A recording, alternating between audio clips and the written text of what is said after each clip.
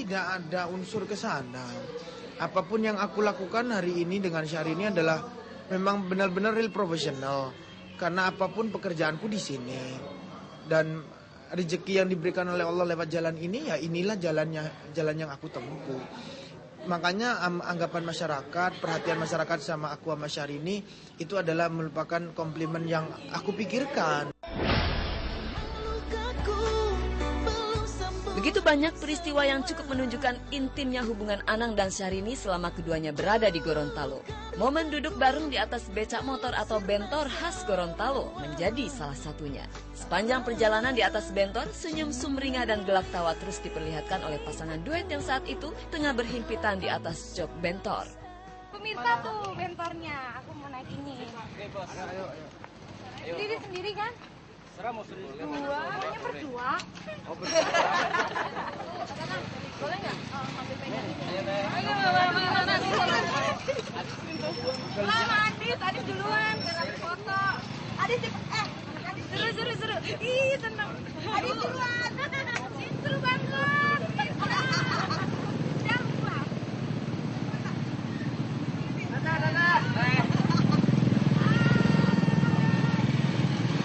Ini pertama kali.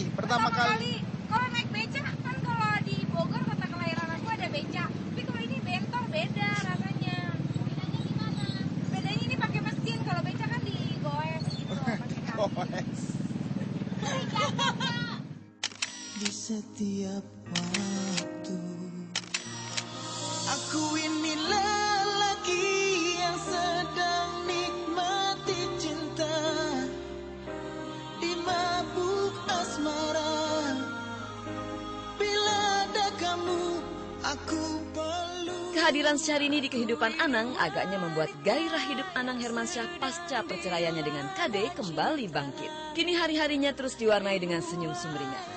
Bayangkan beberapa waktu lalu ketika Anang baru saja bercerai dari Kade, gosip perselingkuhan Kade dengan Raul Lemos begitu memukul Anang. Hingga terciptalah lagu Separuh Jiwaku Pergi yang begitu sendu.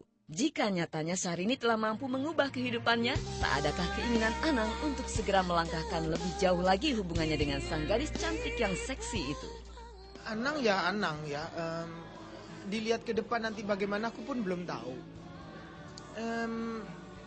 Aku lebih melihatnya adalah gini, perempuan nanti yang akan bisa berkomunikasi baik dengan aku pasti ada sejarah yang dia pelajarin gitu ya, bahwa Anang itu begini, Anang pisah dengan Yanti adalah ini.